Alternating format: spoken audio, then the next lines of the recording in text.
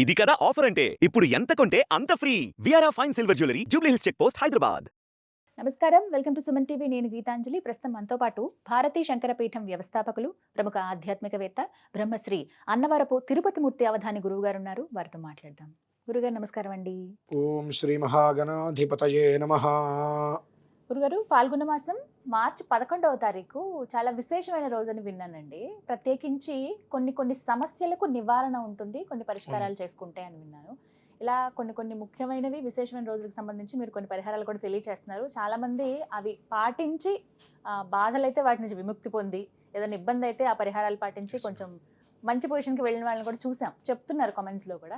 మరి విశేషం ఏంటంటే 11వ తారీఖున మనకు మంగళవారం 1 ఆశ్లేష నక్షత్రం అమ్మ. ఆశ్లేష అనగానే ముందు మనకు తెలిసింది ఏమిటి అంటే మొత్తం సర్వజనులని భయపెట్టేయటం. ఆశ్లేష బలి చేయాలి, ఆ బలి చేయాలి, ఈ బలి చేయాలి అని చెప్పి వీళ్ళని బలి చేసేయడం. చాలా వరకు వినేది అదే మామూలుగానే ఆశ్లేష బలి అంటే ఎవరికి అర్హతలు ఉండవు చేయడానికి. అది ప్రత్యేకంగా ఒక స్థితిలో ఒక అర్హత గల వ్యక్తికి మాత్రమే అది ఉంటుంది. ఆశ్లేష నక్షత్రం అనగానే ఆశ్లేష బలి చేసింది అంటారు. చాలా చేసినందుకు వంశాలు పోతాయి. ఆశ్లేష నక్షత్రంలో పుట్టిన వాళ్ళందరూ ఆశ్లేష బలి అంటారు. దానివల్ల చాలామందికి వంశాలు పోతూ ఉంటాయి. ఎవరు పడితే వాళ్ళకి ఎలా పడితే అలా ఎప్పుడు పడితే ఎప్పుడు చేయడానికి అర్హతలు లేవు. ఆశ్లేష నక్షత్ర శాంతికి సంబంధించిన దాంట్లో శాంతి విధానం వేరు, ఆశ్లేష బలి వేరు. ఆశ్లేష బలి అని అంటే ఆ చేసుకునేటువంటి వ్యక్తికి తల్లి తండ్రి ఉండకూడదు. తల్లిదండ్రి ఉండకూడదు. అతనికి వివాహమై కొన్ని సంవత్సరాలు దాటాలి, సంతానం కలిగి ఉండకూడదు. అటువంటి విషయాల్లో ఆ దోషాల నుంచి బయటికి రావడం కోసం అనుజన్మ ప్రాయశ్చిత్తంగా చేస్తారు. ఏదో నేను ఇప్పుడు ఆ మాట అంటే ఆల్రెడీ నేను కొన్ని ఇలా చెప్తున్నాను అని చెప్పి నా మీద చాలామంది కక్ష కట్టారు. అది మంచిది, నష్టమేం లేదనుకో దాని విషయం అంతే. ఆశ్లేష నక్షత్రము మంగళవారం అమ్మ. మంగళవారము అంటే కుజుడికి సంబంధించింది. అలానే సుబ్రహ్మణ్యేశ్వరుడు. ఆశ్లేష అంటేనే సుబ్రహ్మణ్యేశ్వరుడు. 2 కుజుడు అంటే దుర్గా అమ్మవారు మళ్ళీ తీసుకోవాలి. కుజుడికి ఆరాధ్యం దుర్గా అమ్మవారు, అలాగే ఇటు సుబ్రహ్మణ్యేశ్వరుడు. కాబట్టి ఒక నాగ విధానంలో 4 విధాలు ఎక్కువగా ఉంటుంది. ఒక రకంగా చెప్పాలంటే మనం భయపెట్టడం కాదు కానీ జాగ్రత్త పడమని మాత్రం చెప్పాలి. అంటే ఎవరికైతే గర్భస్రావాలు అవుతుంటాయి, కొంతమందికి పాపం 2వ నెలకు 3వ నెలకు గర్భస్రావం అవుతూ ఉంటుంది. కొంతమంది ఈ హాస్పిటల్కి వెళ్ళి స్వతసిద్ధంగా కాకుండా ఐవీస్ ఏవో అంటారు, ద్వారా కొంతమంది ప్రయత్నం చేస్తుంటారు. అటువంటి వారికి కూడా గర్భస్రావాలు ఎక్కే అవకాశాలు ఆ రోజు నాడు ఉంటాయమ్మ. ఆ రోజుకి ఉంది, కాస్త ప్రభావం ఉంది. గర్భస్రావాలు ఎక్కువ అవకాశం ఉంటుంది. అలా గర్భస్రావం అయిన వాళ్ళు, అవుతున్న వారు ఎవరైనా ఉన్నారు అన్నా, లేదు వైవాహికానికి సంబంధించిన విషయంలో దగ్గరికి వస్తుంది కలవట్లేదు అనేటువంటి ప్రభావం, కుజదోషాలు ఏదైనా ఉంది, దాని ప్రభావంతో ఉన్నాము, మాకు ఏ రకంగా ముందుకు వెళ్ళలేకపోతున్నాము అనుకున్న వారు మిథున కర్కాటక రాశి వారు ప్రధానం. అంతకు మించినటువంటి బాగా ప్రధానం కర్కాటక రాశి, దాన్ని మించింది ఆశ్లేష నక్షత్రం.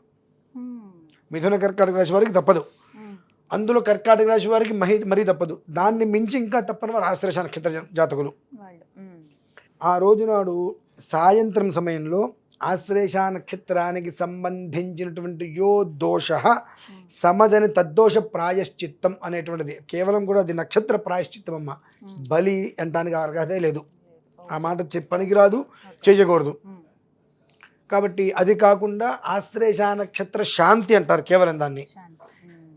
ఆశ్లేష బలి ఇచ్చేయండి, పెండాలు పెట్టండి, అది చేయండి, ఇంకోటి చేయండి, ఇంత చేయండి, సర్పానికి, ఇవన్నీ ఉండవన్నారు. కొన్ని విశేషమైన మంత్రాలు ఉంటాయి. నమో అస్తు సర్పేభ్యో ఏ కేచ పృథివీమను ఏ అంతరిక్షే ఏ దివితేభ్య సర్పేభ్యో నమః.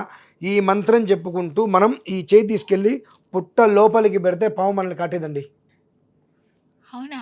ఆ రోజునే చేయాలండి. అసలు మామూలుగా ఎప్పుడైనా సరే మన ఇంట్లోకి పాము ఏదో వచ్చింది, నమస్కారం చేసుకుని ఈ మంత్రాన్ని, మనం మంత్రం చదవడం కష్టం కాబట్టి అది రికార్డు చేసుకునే చిన్న మంత్రాన్ని, ఆ పాము ఏదైనా వచ్చింది, లేదంటే మనం పుట్ట దగ్గరికి వెళ్ళాల్సి వస్తుంది, ఆ మంత్రం పెడితే పుట్టలోంచి పాము బయటికి రాదు. అసలు పొరపాటు కూడా పుట్టలోంచి బయటికి రాదు, మన దగ్గర మనల్ని కాటేదండి, వెళ్ళిపోతుంది అక్కడి నుంచి.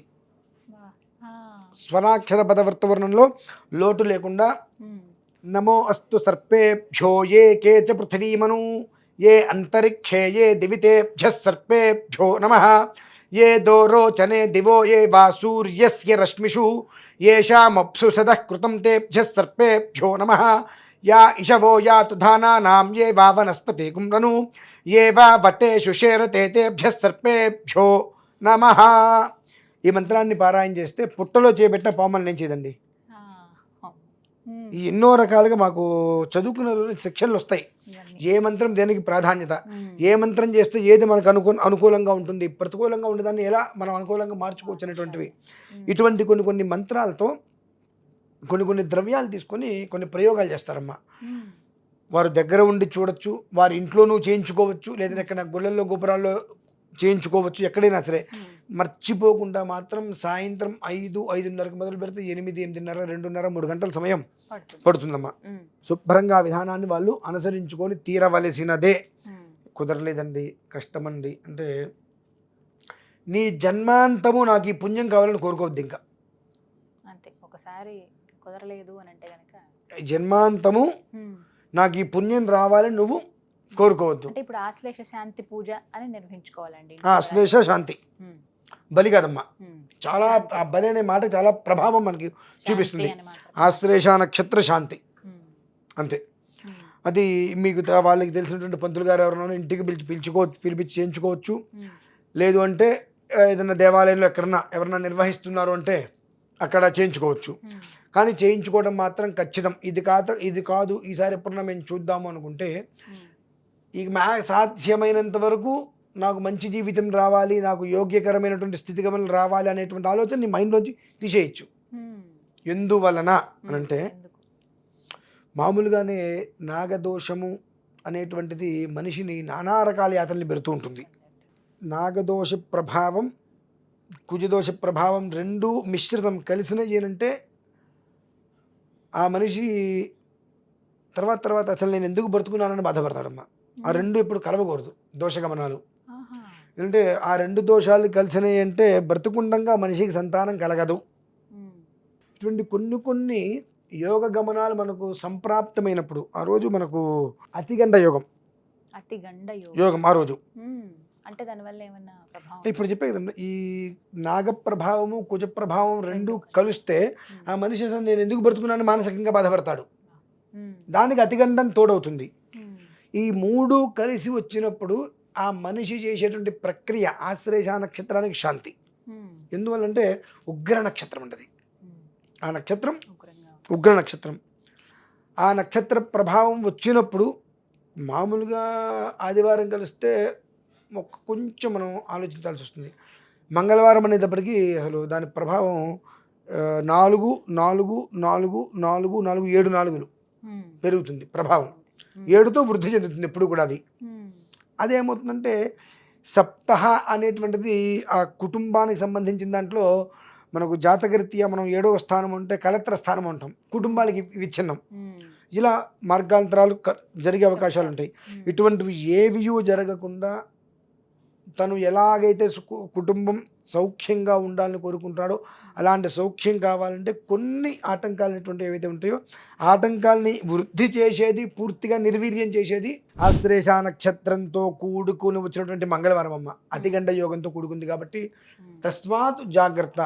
ఏ కారణం చేత కూడా ఆశ్లేష బలి అనేటువంటి దాని జోలికి వెళ్ళవద్దు. వెళ్ళారా మనకు ఉండేటువంటిది 5% అనుకుంటే దానికి 255% పెంచుకున్నట్టే దోషాన్ని.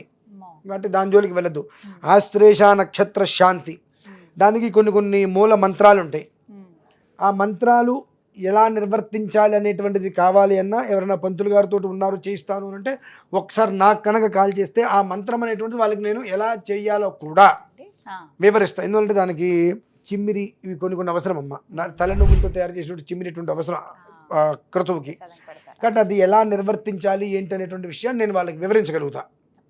కాబట్టి ఆ రకమైనటువంటి విధానంలో ఆ ఒక్కటి పూర్తి చేసుకోగలిగితే సంతానం, వివాహం, గర్భస్రావం ఇటువంటిది ఏదైతే బాధలు పడుతున్నారో వాళ్ళు పరిపూర్ణంగా అందులోంచి బయటపడి రక్షింపబడుగుతారమ్మా.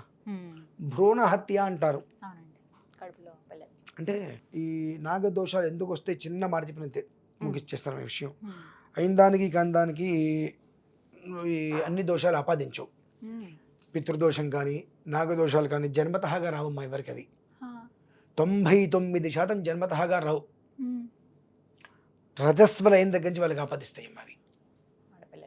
ఎందువల్లనంటే ఒకానొక సమయంలో ఇంట్లో ఆడవాళ్ళు బయట ఉన్నప్పుడు ఒక విడిగా గదిలో కూర్చోబెట్టేవారు. వారు కొన్ని వస్త్రాలు ఇచ్చేవారు. ఏదైనా వాళ్ళకి ఇబ్బంది వస్తే తర్వాత ఆ వస్త్రాలను శుభ్రంగా జార్చుకునేవారు. కానీ ఇవాళ చూపించే వాళ్ళకి ఎంత సిగ్గు లేదో మనకైతే తెలియదు. కానీ టీవీలో ఇష్టం వచ్చినట్టు చూపిస్తుంటే అవి వాడి ఎలా పడితే రోడ్డు మీద పడేస్తున్నారు. ఆ పడేయటం వలన కాకులు పక్షులు అవేవో తినే పదార్థంగా భావించి వాటిని పైకి తీసుకెళ్తే ఆ వేడికి ఆ గుడ్లు భ్రూణహత్య గుడ్లు చితికిపోతాయి. అవి అక్కడి నుంచి కింద ఆ చెట్ల కింద పుట్లు ఉంటాయి. ఆ పుట్ల మీద పడ్డప్పుడు ఆ పాము పిల్లలు లోపల చచ్చిపోతాయండి. దాని ద్వారానే ఇవి ఆపాదిస్తాయి. ఊరికి ఆపాదించమమ్మా. నాగదోషం ఉందండి అంటాం. కాలసర్పదోషం ఒకటి జన్మతహాగా వస్తుంది. కానీ సర్పదోషాలు నాగదోషాలు జన్మతహాగా 99 కాదు ఎవరికీ రావు. 100కి 100% జన్మతహాగా నాగదోషం రాదు. ఒకవేళ జన్మతహాగా నాగదోషం ఉన్నది అని అంటే ఆ మనిషిని మనం చూస్తే ఈ వెనకాలమ్మా ఈ మెడ నుంచి ఇక్కడ చూస్తే పాము ఇలా పడగ తీస్తే ఎలా అయితే ఉంటుందో అట్లా వస్తుందమ్మా. ఇక్కడ కనిపించే మనిషి వెనక నుంచి చూడంగానే జన్మతహాగా నాగదోషంతో జన్మించాడు ఈ పిల్లవాడు అంటే వాళ్ళ పూర్వంలో వాళ్ళ పూర్వీకులు చేసినటువంటి కొన్ని దోషాలకి ఈ పిల్లవాడికి ఆ జన్మ వచ్చింది. ఏదంటే ఈ పిల్లకి ఆ జన్మ వచ్చింది చెప్పి ఈ వెనక మెడ నుంచి ఇలా చూస్తే ఇది ఇక్కడ వరకు పాము పడగ మీకు ఒక మనిషిని తీసుకొచ్చి చూపిస్తాం, మీకు అర్థమవుతుంది చూసినప్పుడు. పాము పడగ ఇట్లా విపత్తి పెద్దగా తీస్తే ఎలా అయితే ఉంటుందో ఇక్కడి నుంచి అలా వచ్చేస్తుందమ్మా వెనకాల వైపు. అర్థమైపోతుంది. అలా ఈ నాగదోషాలు సర్పదోషాలు జన్మతహాగా ఎవరికి రావు. రజస్వలైన తర్వాత నేను మొన్న ఒక పుష్కరాలకి నదీ స్నానానికి వెళ్తే ఏమాత్రము కూడా సంస్కారం లేకుండా ఈ ఆడవాళ్ళందరూ స్నానాలు చేస్తే బట్టలు మార్చుకోవడానికి గదిస్తారండి. ఈ తీసిన నిన్ను అక్కడే పడేశారు మా చుట్టూతా. మాకందరికీ అనిపించింది పుష్కరాలకి ఇటువంటి వాళ్ళందరూ ఎందుకు వస్తున్నారు, ఎందుకు కాదా మొత్తం భ్రష్టత్వం చెందేదని చెప్పి. అలా చేయటం వల్ల ఏమవుతుందంటే నీళ్ళల్లోకి వెళ్ళినా చేపలు చనిపోతాయి. తద్వారా వచ్చేటికి శత్రుభయంకర దోషాలు వస్తుంటాయి. ఒక దోషం రావడానికి గ్రహాల ప్రభావం 40% అయితే మనం చేసుకునేటువంటివి 60% అమ్మ. కాబట్టి అటువంటివి ఎక్కువగా జరగటం వల్ల ఈ యొక్క దుర్దోషాలన్నీ వస్తుంటాయి. కాబట్టి దాని నుంచి వాళ్ళు బయటపడటానికే అటువంటిది. 2 ఒకసారి చేస్తే బయటపడే మాట అబద్ధం. ప్రతి ఆశ్లేష నక్షత్రం రోజు నాడు సంవత్సరానికి 12 సార్లు దాన్ని దీక్షగా పెట్టుకోవాలమ్మా. ఆ ఒక్కరోజు మిగిలిన రోజు నువ్వు ఎలా అయినా ఉండు, ఆ ఒక్కరోజు ఒక రకమైన దీక్షగా ఉంటూ ఏది పడితే తినకుండా ఒక విధానంతో ఉండగలిగితే సంవత్సరం మొత్తం మీద 12 సార్లు ఆశ్లేష నక్షత్రం వస్తుంది. ఆ 12 సార్లు ఆశ్లేష నక్షత్ర శాంతి చేసుకోగలిగితే తద్వారా నీ కుటుంబానికి తర్వాత ఒక రకంగా ప్రభావం చాలా తగ్గుతుంది. మనం ఎప్పటికప్పుడు చేస్తూనే ఉంటాం ఈ పనులన్నీ కూడా. కానీ సంవత్సర కృతంగా చేసుకోవడం వల్ల ఏమవుతుంది అంటే దోషం పూర్తిగా నిర్వీర్యం అయిపోతుంది. నిర్వీర్యం అవడమే కాకుండా ప్రతి మాసము నుండి ఈ ఆశ్లేష నక్షత్ర శాంతి అనేటువంటి చేయడం వల్ల దాని యొక్క ప్రభావం ఆ కుటుంబానికి 12 సంవత్సరాలు ఒక రక్షగా నిలుస్తుందమ్మా.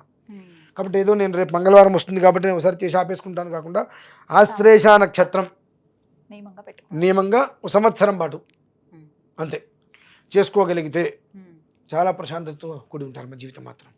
చాలా సంతోషం అండి. నమస్కారం గురుగారు.